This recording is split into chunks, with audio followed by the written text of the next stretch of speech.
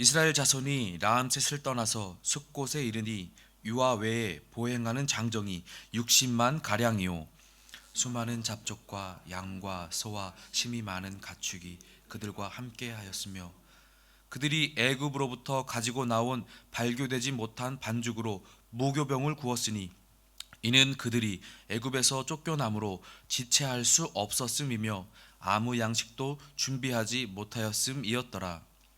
이스라엘 자손이 애굽에 거주한 지 430년이라. 430년이 끝나는 그날에 여호와의 군대가 다 애굽 땅에서 나왔은즉 이 밤은 그들을 애굽 땅에서 인도하여 내심으로 말미암아 여호와 앞에 지킬 것이니 이는 여호와의 밤이라. 이스라엘 자손이 다 대대로 지킬 것이니라. 여호와께서 모세와 아론에게 이르시되 유월절 규례는 이러하니라. 이방 사람은 먹지 못할 것이나 각 사람이 돈으로 산 종은 할례를 받은 후에 먹을 것이며 거류인과 타국 품꾼은 먹지 못하리라. 한 집에서 먹되 그 고기를 조금도 집 밖으로 내지 말고 뼈도 꺾지 말지니 이스라엘 회중이 다 이것을 지킬지니라. 너희에 함께 거류하는 타국인이 여호와의 유월절을 지키고자 하거든 그 모든 남자는 할례를 받은 후에야 가까이 하여 지킬지니 곧 그는 본토인과 같이 될 것이나 할례 받지 못한 자는 먹지 못할 것이니라. 본토인에게나 너희 중에 거류하는 이방인에게 이 법이 동일하니라 하셨으므로 온 이스라엘 자손이 이와 같이 행하되 여호와께서 모세와 아론에게 명령하신 대로 행하였으며. 함께 보겠습니다. 바로 그 날에 여호와께서 이스라엘 자손을 그 무리대로 애굽 땅에서 인도하여 내셨더라. 아멘. 21살의 나이에 저는 군대에 입대하게 되었습니다. 저는 당연하게 처음 가 보았기에 그냥 가면 알아서 부대를 나누고 그 자리로 바로 생활하는 줄 알았습니다. 그런데 막상 군대에 가보니까 훈련소라는 시스템이 존재하더라고요. 훈련소로 다 집결되어서 거기에서 일정 기간 동안 훈련을 받고 자대로 배치가 되는 상황이었습니다. 그 훈련소에는 전국에 있는 각 지역에 있는 청년들이 한자리에 모여 있었습니다. 그곳에 갔더니 모든 청년들에게, 모든 친구들에게 동일한 옷을 나눠주고 또 똑같이 생긴 가방을 주고 칫솔도 똑같이 생겼고 양말이나 속옷 할 거 없이 모든 지급되는 물품들이 똑같이 생겼습니다. 왜 서로 섞이면 헷갈리면 어떻게 하고 똑같은 걸 줄까라는 생각을 했었습니다. 이해가 되지 않았고 서서히 다른 친구들도 불평하기도 시작했고 불만을 갖기도 했었습니다. 그러던 어느 날 저희들의 그런 소리를 들으셨던지 훈련소 교관님께서 저희들에게 기합 얼차례를 주셨습니다. 그러면서 하시는 말씀이 너희가 사회에서는 다 이름도 각각 다르고 생김새도 다르고 옷는 입도 달랐고 먹는 것도 다르게 먹었을 것이고 사용하는 물건도 다 달랐지만 여기서는 모두가 똑같다고 말씀하셨습니다. 그 이유는 우리는 너희가 어떤 사람들인지 궁금하지 않다. 네가 사회에서 어떤 배경을 지녔었고 네가 어떤 물건을 썼는지는 중요하지 않다. 다만 우리의 목적은 너희들 모두가 하나의 전우가 되어야 될 것이고 하나의 마음을 가져야지만 우리나라를 지킬 수 있고 네 옆에 있는 전우를 네가 목숨 걸고 지킬 수 있기에 우리의 오직 관심사는 여기에 있다. 그래서 개개인의 개성을 우리는 살리지 않는다. 우리는 오직 하나의 공동체의 목적을 가진 집단으로 너희를 키우고 훈련시킨 그뿐이다. 이렇게 말씀하시더라고요. 그제서야 저희는 이제 이해가 가기 시작했습니다. 저 또한 이해가 가기 시작했습니다. 각각 개개인의 개성이 살아나고 똑같이 하는 것이 아니라 내 거는 내가 이만큼 쓸 것 쓰고 저 친구는 저 친구가 쓸 것 모두가 구별되어 있다면 각자 개인의 생각이 강해질 것입니다. 그랬을 경우 전쟁이 나면 다 도망가겠구나 라는 생각을 하게 됐습니다. 훈련소를 마치고 진짜 끈끈하게 서로 눈물을 흘리며 부둥켜 안고 끌어주고 밀어주고 훈련소를 마쳤더니 이제는 이 친구를 위해 우리가 뭔가를 할 수 있겠구나라는 마음들이 생기기 시작하더라고요. 그 예로 그 기수는 죽을 때까지 함께하는 기수가 되었습니다. 군대는 하나의 목적을 공유하는 집단입니다. 나라를 지키기 위해, 내 전우를 지키기 위해, 함께 싸우기 위해 라는 목적을 가진 집단입니다. 이러한 하나의 목적을 가질 수 있도록 하나로 묶어주시고 또 묶어주시는 하나님의 은혜가, 하나님의 간절함이 오늘 본문 속에서도 나타나 있습니다. 본문 37절 하반절 말씀에 보면 이스라엘 백성의 수가 아주 크게 증가했음을 볼 수 있습니다. 유아 외에 보행하는 장정이 60만 가량이요. 6만이 아니고 60만입니다.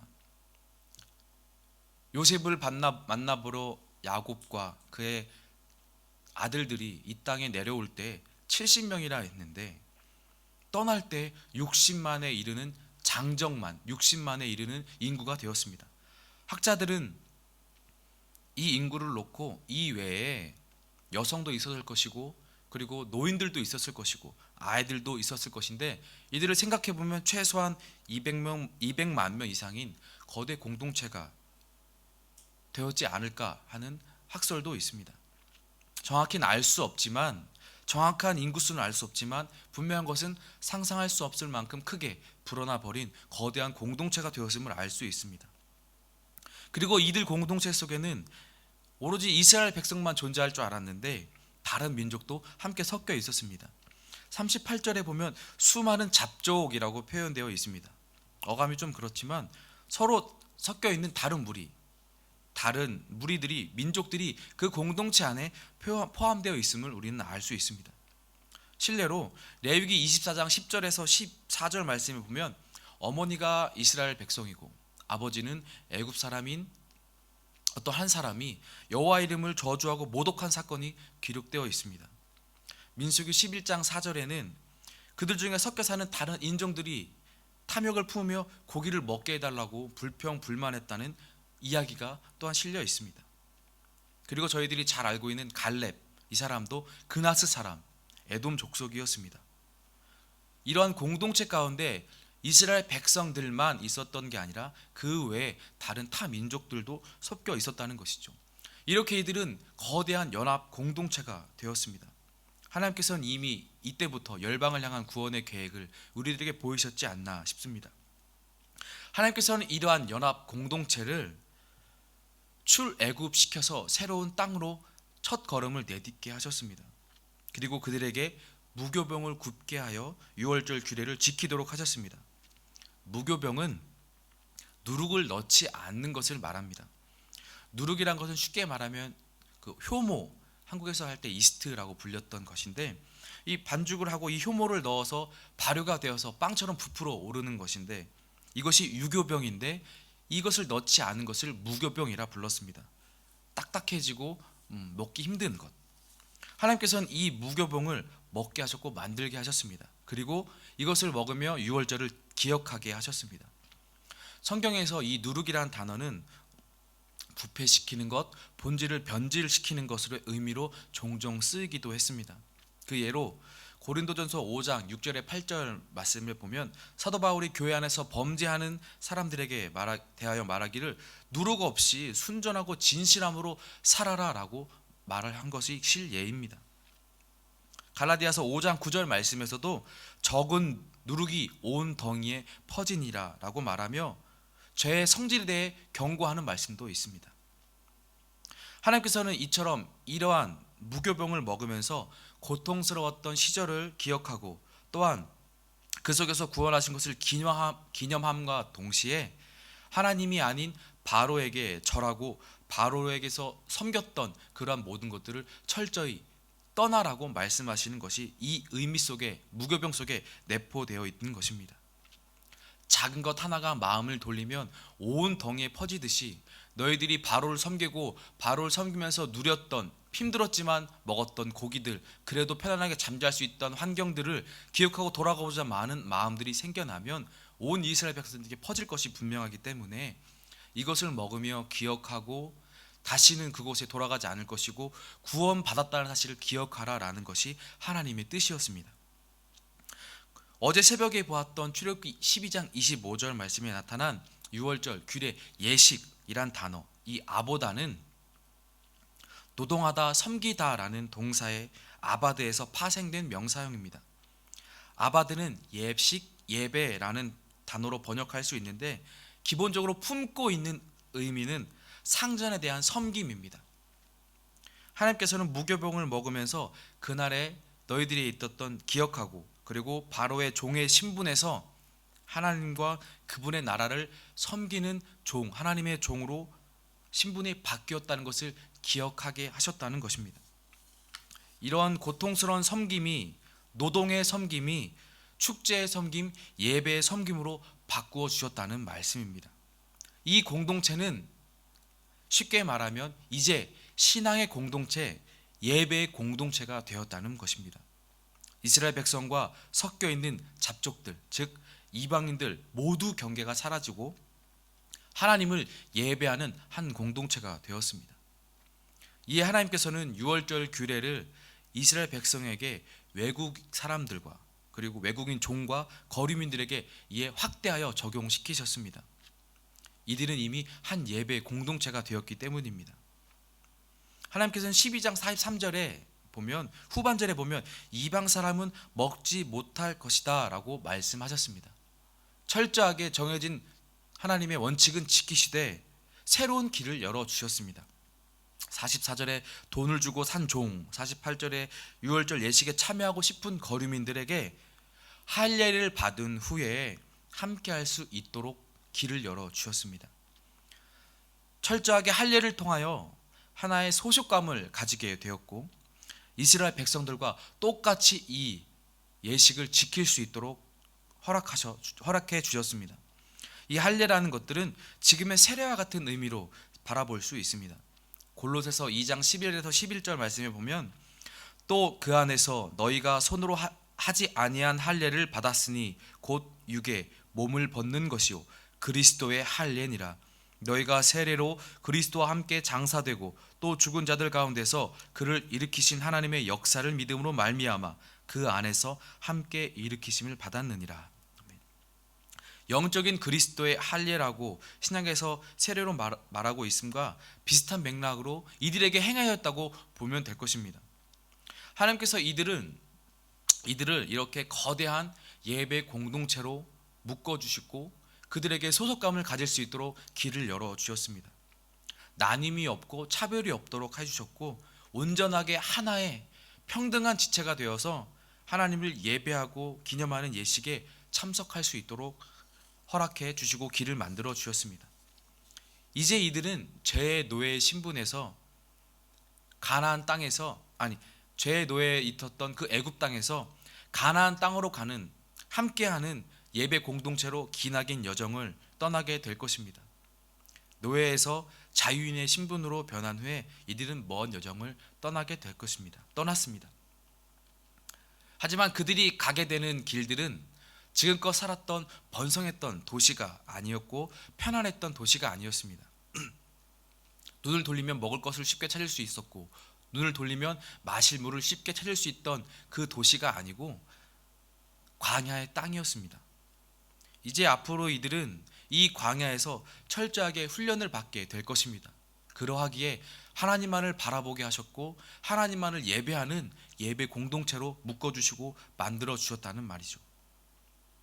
이들은 구원을 받은 삶에서 이제 마지막 가나안 땅으로 가는 신앙의 여정을 떠나게 되었습니다.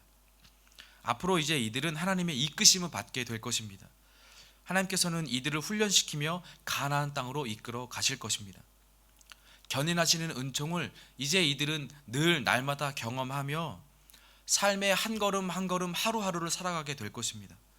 예배 공동체로서 하나님께서 움직이시면 따르고 멈추시면 그곳에 그들도 멈추어서 하나님을 예배하며 하나님의 임재를 기다리며 움직일 때까지 그곳에서 하나님을 기억하며 기다릴 것입니다.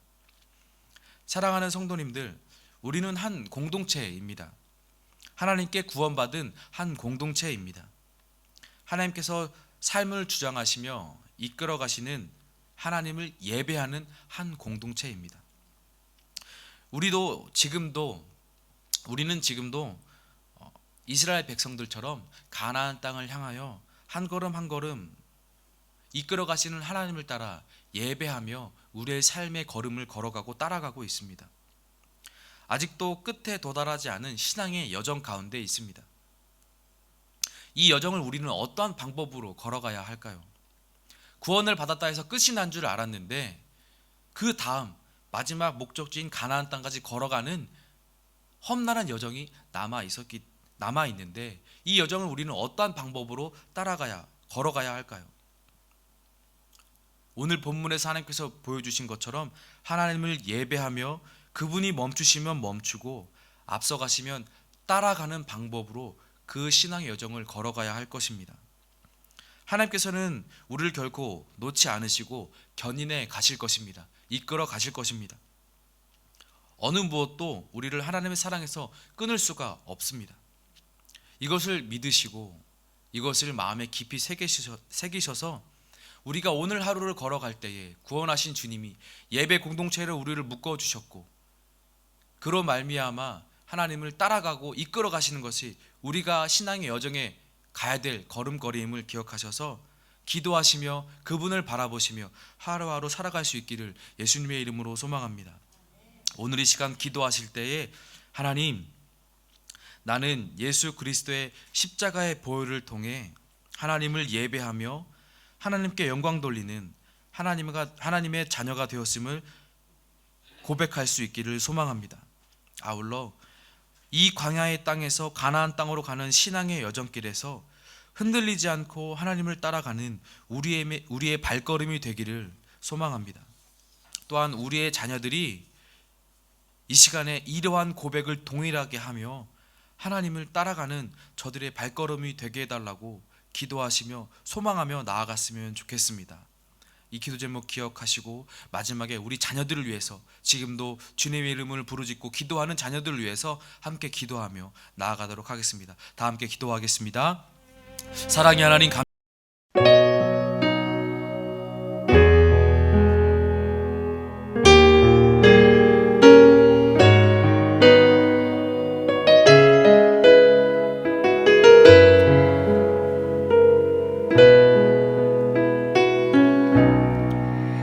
나 같은 사람도 사랑하시나요?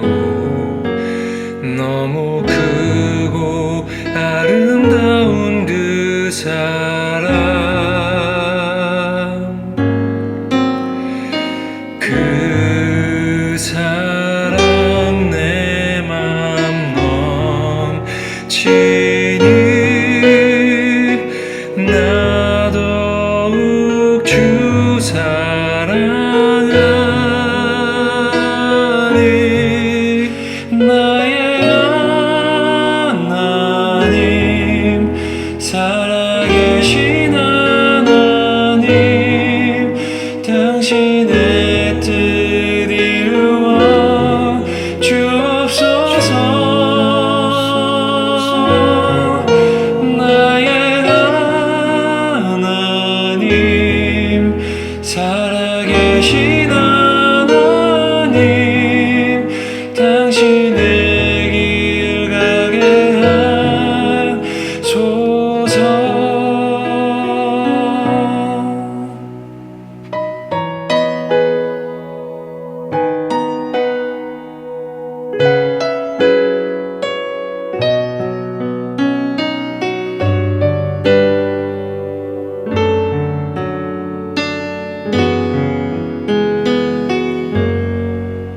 나 같은 사람도 사랑하시나요? 너무 크고 아름다운 그 사랑,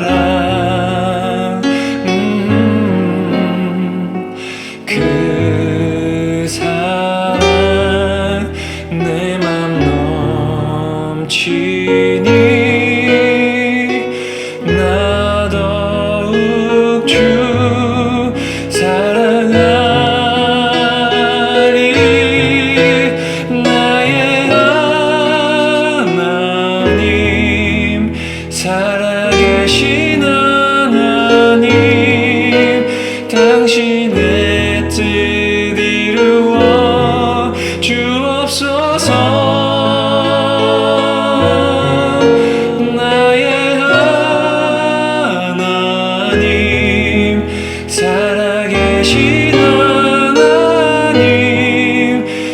지내